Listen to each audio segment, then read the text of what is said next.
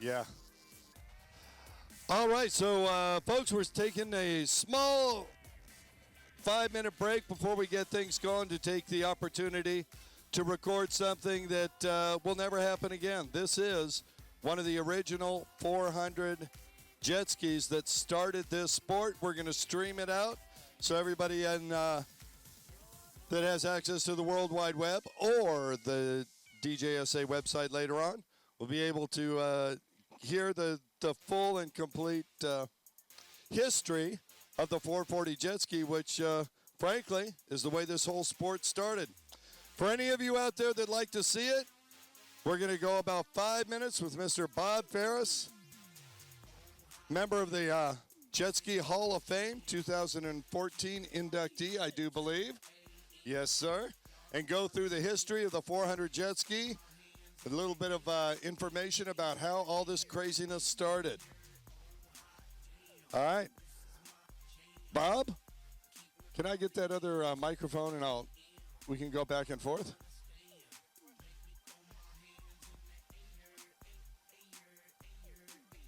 Jill, do you have the other microphone? She does. That I do, right over here at the Outlaw Cafe. So Where you I'm can doing still get double lunch? duty. Okay.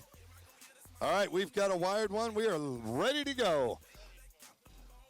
Almost. Ready to go. There we are. So, cameras here. You got a good.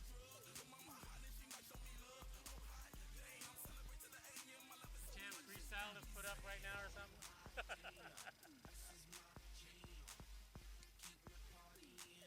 All right, we're looking good. Bob Phares, Kirk Nolenberg. Bob, a joy seeing you as it always is. Want to appreciate the fact that you brought down a piece of history. I've heard a little bit of the story of how it was acquired, but just for the people out there that are seeing on the World Wide Web, this is a fiberglass hulled original 400 jet ski, one of the predecessors of the 440s, and truly the beginning of the personal watercraft sport, is it not? Oh, it definitely is. Yeah, this is one of the main roots skis, and this one is all original. It has not been refurbished in any way. It's exactly how I got it, except for a piece of wood that had decayed. And other than that, it's all original. Wow. Okay, so what's the difference between a 400 and a 440? 40. 40 cc's? 40 cc's. There's a lot of difference, really. In the early 70s, Clayton Jacobson, number 2, got the idea to build a watercraft. He was a desert racer, and he found himself laying in a sand wash after getting thrown off of his Husky motorcycle, and was laying there saying, there's just got to be a better way that I can enjoy going fast like this, and when I take a fall, that I can still get up and go on again. So CJ decided to go into the design of personal watercraft. Early adventures, he started making watercraft with Sea-Doo, and they made 68, 69. They made a small sit-down watercraft that they put out on the water. It was not very successful. But Didn't they call that the mobile platform? It might have been a mobile platform just before Twitter and a few other things, I think. So next thing that happened is he went to Kawasaki and started working on design. About 71, 72, they had prototype skis that Kawasaki was using. I was fortunate enough to do some of that, along with Steve Strickland, Doug Silverstein, John Silverstein, and a lot of other people that are members of the Hall of Fame and people that have been riding jet skis for 43 years. Wow. So just to be clear, Clayton Jacobson II came up with the idea, the concept for a jet ski, never seen anything like it, just decided, you know what, if I could stand up on water, when I crashed, it would be softer, and then sold that concept to Kawasaki. Yeah, I think actually he tried walking on water first. Didn't work so well for him. It had worked for others in the past, I hear. Yeah. But One guy did it that I know of. But Clayton brought that idea to Kawasaki. They later worked out a deal for Kawasaki to purchase the patent rights to that vehicle. He also worked with Yamaha in designing the Superjet, and later worked with Honda in developing the Honda personal watercraft. The Aquatrax, yeah. Aquatrax, yes. Yeah, so when, obviously, when he went to Yamaha, the time period that had to go by before the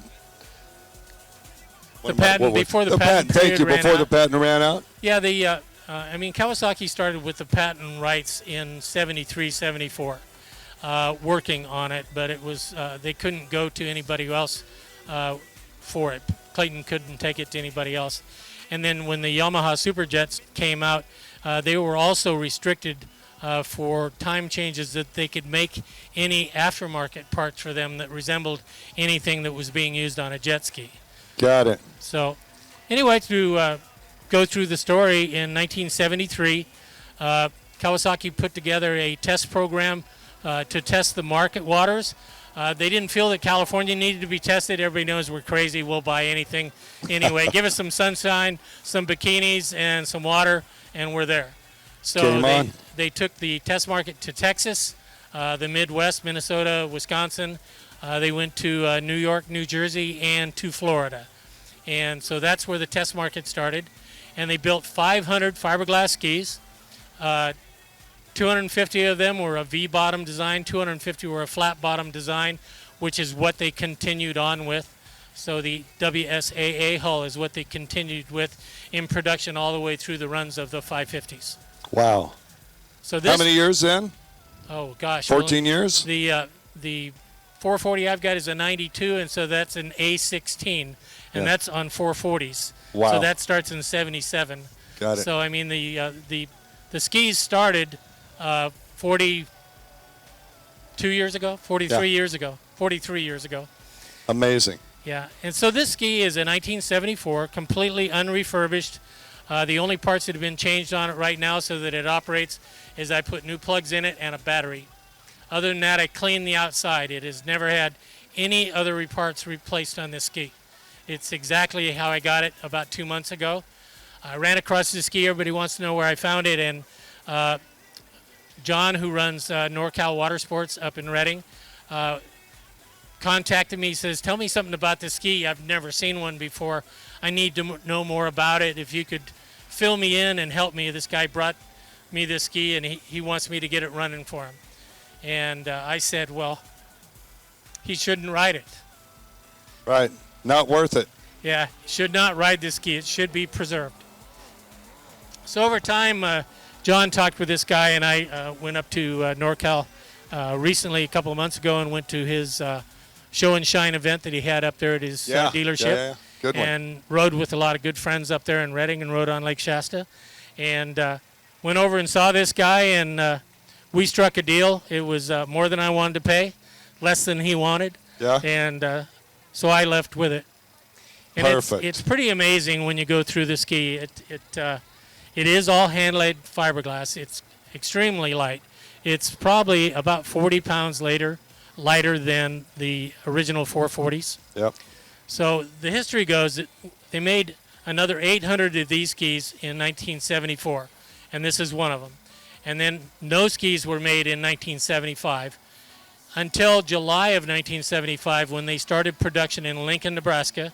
And those skis were made out of SMC, sheet molded compound. Right. And those are the original 76 400s, which are actually technically the first production jet skis for Kawasaki. Right. And then in 77, they made the ski into a 440. Yeah. Now, originally, you had asked me about the engines, and yes, it is true that originally these engines were 350 cc's. They were industrial motors for Kawasaki, and they were used as bilge pumps in big freighters, and they were used as irrigational pumps in fields, rice fields, and everything in China. Right, and they obviously those type of industrial motors ran forever with very little maintenance and lower horsepower rating, but they just keep running and running and running and running and running. Hence the 400 and its reliability. Yep, and the skis originally the motor was a industrial motor, and then they developed it a little bit more, made it a 400 cc engine, and they sold that engine to Arctic Cat, and that was used for a snowmobile engine. And then Kawasaki started development on this, and they went, we'll water cool that engine, and we'll use it for a watercraft. That's right. Make it easy. Throw in a couple of water-cooled barrels. There you go. And the rest, they say, is history. Folks, if you get an opportunity, you got to come by, take a look. I see the start-stop buttons in front of you. There's a lot of little nuances that if you have any experience with a 440, you'll pick out right away. Bob, I appreciate you giving us the history. Kurt, the world's got it now. Man, for those of you that are watching this, our thanks go out to livestreaming247.com, Rick Ignacio, Maverick, the whole DJSA crew, and, of course, the man, the myth, the legend, Bob Phares, part of the Hall of Fame. Bob, thank you so much. Always welcome. Enjoy coming to the races. Yeah, and I hope you leave with this. Well, it could go home with somebody else. Right, for the right fee. I get it. All right, thanks so much. We're going to start the second round of racing. Bob Phares, a local hero and a good friend. Bob, thank you so much. Let's grab a few people. We'll put it back in the shade where it needs to be. Thank you.